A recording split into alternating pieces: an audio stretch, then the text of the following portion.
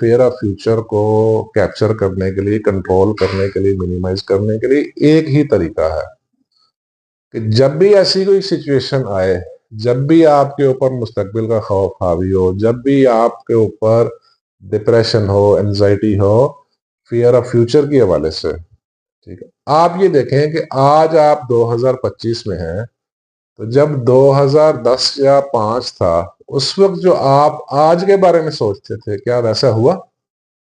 میں گارنٹی دیتا ہوں کہ ایسا نہیں ہوا ہوگا۔ آپ کے پاس 2005 میں یا 2010 میں جو فیئرز تھے 2025 کے حوالے سے، کیا ویسا ہوا؟